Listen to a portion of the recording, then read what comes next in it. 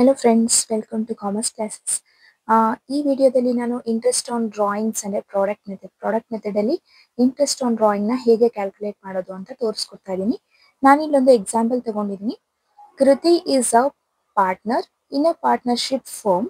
As per the partnership deed, interest on drawing is charged at 12% per annum. Interest on drawing 12% per annum calculate ಮಾಡಬೇಕು ಅಂತ rate of interest ಕೊಟ್ಟಿದ್ದಾರೆ. During the year ended 31st December 2018, she drews as follows.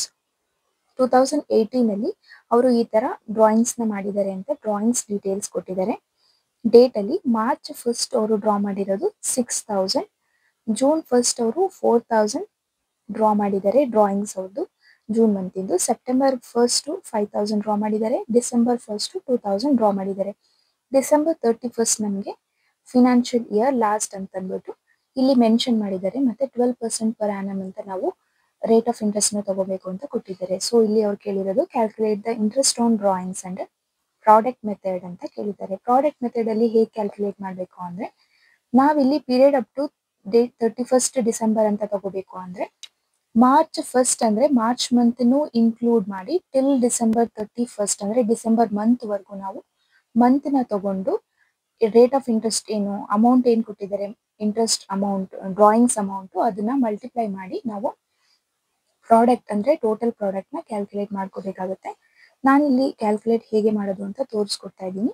Date ಇದಕ್ಕೆ column ಮಾಡ್ಕೊಂಡಿದ್ದೀನಿ. Date, amount, period up to December 31st ಅಂದ್ರೆ period ಎಷ್ಟು months ಆಗುತ್ತೆ ಅಂತ ನಾವಿಲ್ಲಿ ಕ್ಯಾಲ್ಕುಲೇಟ್ ಮಾಡ್ಕೋಬೇಕು. ಮತ್ತೆ ಟೋಟಲ್ ಪ್ರಾಡಕ್ಟ್ ನ ಇಲ್ಲಿ ನಾವು ಮೆನ್ಷನ್ ಮಾಡ್ಕೊಂತ ಹೋಗ್ಬೇಕಾಗುತ್ತೆ. ಸೊ ಫಸ್ಟ್ ಡ್ರಾಯಿಂಗ್ ಆಗಿರೋದು ಮಾರ್ಚ್ 1st ಅಂದ್ರೆ ಮಾರ್ಚ್ 1st ಅಲ್ಲಿ ಆಗಿರೋದು, ಮಾರ್ಚ್ 31st ಅಲ್ಲ, ಮಾರ್ಚ್ 1st. ಸೊ ನಾವು ಇನ್ಕ್ಲೂಡಿಂಗ್ ಮಾರ್ಚ್ ಮಂತ್ ನಾವು ಕ್ಯಾಲ್ಕುಲೇಟ್ ಮಾಡಬೇಕಾಗುತ್ತೆ. ಅಂದ್ರೆ ಮಾರ್ಚ್ ನು ಸೇರಿಸಿ March, April, May, June, July, August, September, October, November, December ಅಂದ್ರೆ 10 ಮಂತ್ಸ್. ಮಾರ್ಚ್ ಇಂದ ಡಿಸೆಂಬರ್ ತನಕ 10 ಮಂತ್ಸ್ ಆಗುತ್ತೆ. So period up to 31st December is 10 months. 6000 amount drawing amount. So 6000 into 10 ಅಂದ್ರೆ 60,000 ಪ್ರಾಡಕ್ಟ್ ಆಗುತ್ತೆ. ಸೇಮ್ ವೇ ಜೂನ್ 1st ಅಂದ್ರೆ June including June, July, August, September, October, November, December 7 months ಆಗುತ್ತೆ. So amount of drawing is 4000 into 7 28,000. Same way September 1st ಅಂದ್ರೆ including September, October, November, December 4 months. 5000 draw ಮಾಡಿದ್ದಾರೆ each month. 5000 into 4 ಅಂದ್ರೆ 20,000. December 1st ಅಂದ್ರೆ December 1st ಇಂದ December 31st ಅಂದ್ರೆ 1 month. 2000 into 1 2000 total product. Total product ನಮಗೆ ಬೇಕಾಗಿರೋದು interest ನ calculate ಮಾಡೋದಕ್ಕೆ. ಸೊ ಟೋಟಲ್ ಪ್ರಾಡಕ್ಟ್ ಇಸ್ 1,10,000 ಸಿಕ್ಕಿದೆ ನಮಗೆ.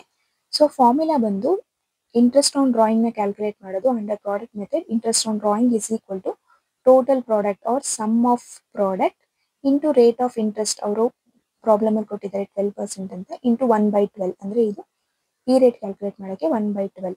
So 1,10,000 into 12/100 into 1/12. ಇದನ್ನ ಸಿಂಪ್ಲಿಫೈ ಮಾಡಿದ್ರೆ ನಮಗೆ ಇಂಟ್ರೆಸ್ಟ್ ಆನ್ ಡ್ರಾಯಿಂಗ್ 1,100 ಬರುತ್ತೆ. ಇದಿಷ್ಟನ್ನು ಕ್ಯಾಲ್ಕುಲೇಟ್ ಮಾಡಿದ್ರೆ ನಮಗೆ 6 ಮಾರ್ಕ್ಸ್ ಆರಾಮಾಗಿ ಸ್ಕೋರ್ ಮಾಡ್ಬೋದು. Thank you.